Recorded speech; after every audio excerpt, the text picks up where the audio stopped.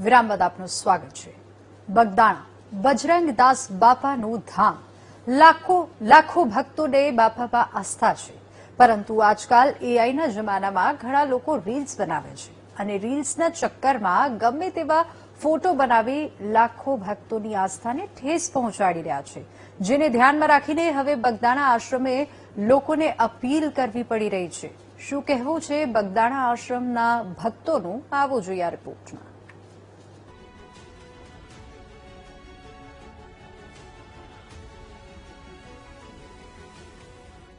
આજના ડિજિટલ યુગમાં social media અને એઆઈ ટેકનોલોજીના વધતા ઉપયોગ વચ્ચે સંત શ્રી બજરંગદાસ બાપા વિશે ફેલાવવામાં આવતી કાલ્પનિક વાતો અને બનાવટી ચિત્રો એક અત્યંત ગંભીર મુદ્દો બની ગયો છે।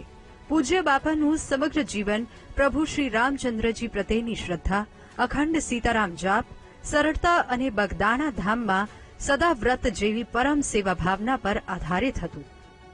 તેવામાં કેટલાક લોકો રીલ્સના ચક્કરમાં ઇતિહાસ અને આસ્થા સાથે ચેડા કરી રહ્યા છે।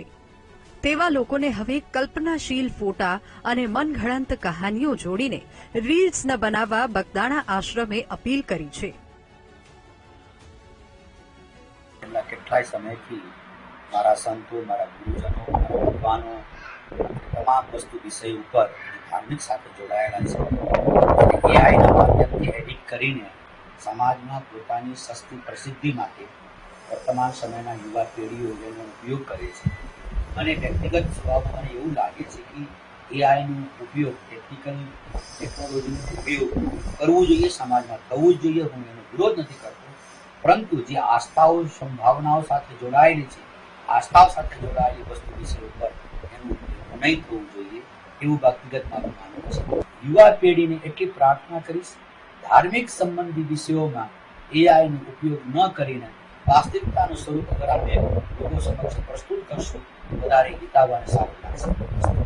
બગદાણા આશ્રમની અપીલ એક જ છે કે એઆઈથી બનેલા બજરંગદાસ બાપાના ફોટા શેર ન કરો અને પૂજ્ય બાપાના મૂળ સ્વરૂપને જાળવી રાખો।